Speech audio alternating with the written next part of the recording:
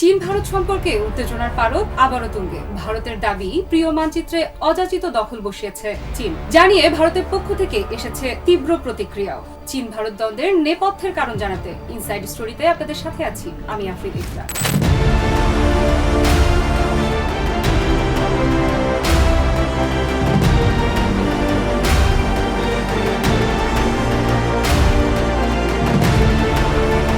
এশিয়ার অন্যতম দুই পারমাণবিক শক্তিধর দেশ ভারত চীনের সীমান্ত এলাকার বিরোধ বহুদিনের। এবারে সে বিরোধের আগুনে হাওয়া লাগিয়েছে চীন। সম্প্রতি নিজেদের সীমান্তে নতুন দুটি প্রদেশ তৈরি করেছে চীন। স্বভাবতই ঘাড়ের ওপরে নতুন এসব প্রশাসনিক অঞ্চল প্রতিষ্ঠার এমন ঘোষণার প্রতিবাদ জানিয়েছে ভারত। দিল্লির দাবি প্রদেশ দুটি কেন্দ্রশাসিত লাদাখের ভূখণ্ডের মধ্যে পড়েছে। এ নিয়ে ইতোমধ্যে বেইজিং এর কাছে তীব্র আপত্তি ও প্রতিবাদ জানিয়েছে ভারত বলছে চীন এক প্রকার দখলের মিশনে নেমেছে তাদের দেশে।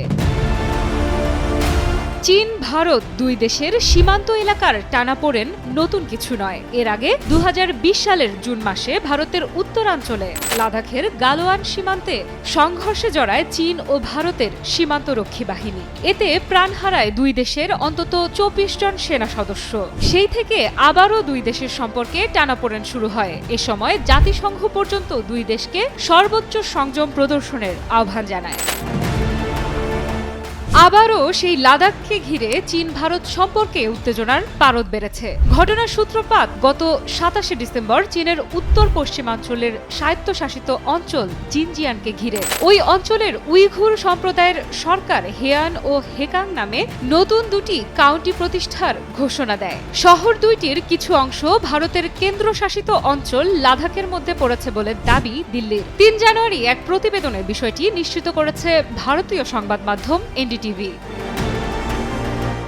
ঘাড়ের ওপর চীনের নতুন দুই প্রশাসনিক অঞ্চল প্রতিষ্ঠার প্রতিবাদ জানিয়েছে ভারত। দেশটির পররাষ্ট্র মন্ত্রণালয় মুখপাত্র রণধীর জয়সওয়াল চীনের এমন কর্মকাণ্ডের প্রতিবাদ জানিয়ে বলেন, দিল্লি কখনোই ভারতের ভূখণ্ডে চীনের অবৈধ দখলদারিত্ব মেনে নেবে না।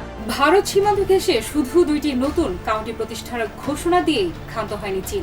এরই মাঝে দেশটির লাদাখ সীমান্তের প্রকৃত নিয়ন্ত্রণ রেখার কাছে চালিয়েছে বড় ধরনের সামরিক মহড়া, যা ইঙ্গিত দিচ্ছে ভিন্ন কিছু।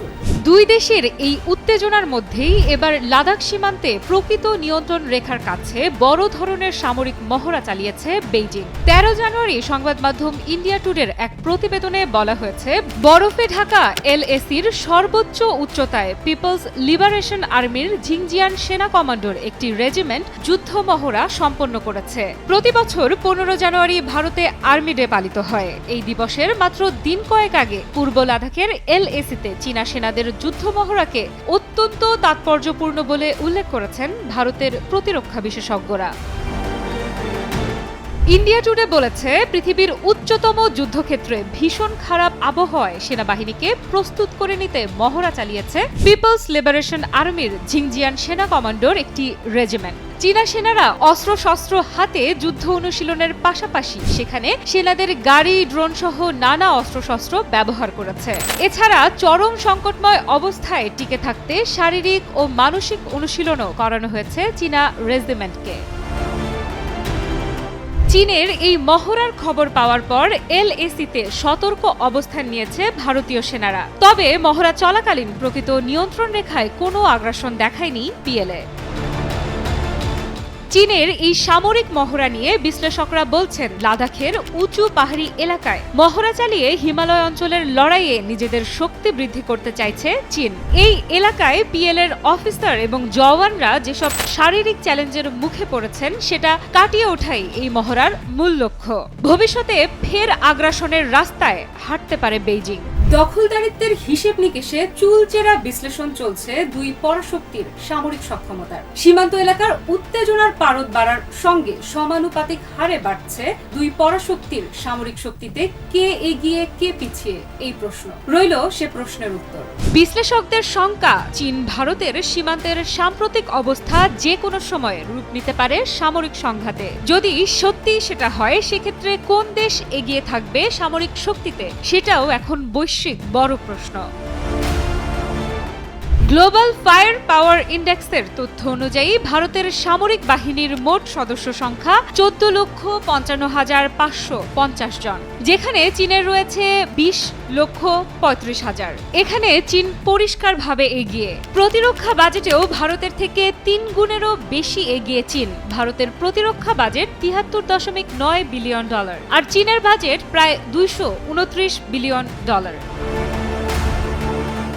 বিমান শক্তি থেকে শুরু করে সামরিক যান কিংবা নৌবাহিনী, প্রতিটা ক্ষেত্রে এগিয়ে চীন। ভারতের বিমান বাহিনীর কাছে রয়েছে 2,296টি বিমান, যেখানে চীনের আছে 3,304টি।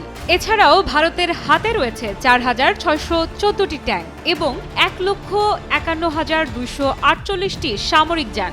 এদিকে চীনের কাছে রয়েছে 5,000 ট্যাঙ্ক এবং 1,74,300টি সামরিক যান। চীনের নৌবাহিনীর কাছে আছে 730টি জাহাজ, যেখানে ভারতের কাছে রয়েছে 294টি। তবে দুটি দেশের কাছে রয়েছে সমান সংখ্যক বিমানবাহী রণতরী, যার সংখ্যা 2।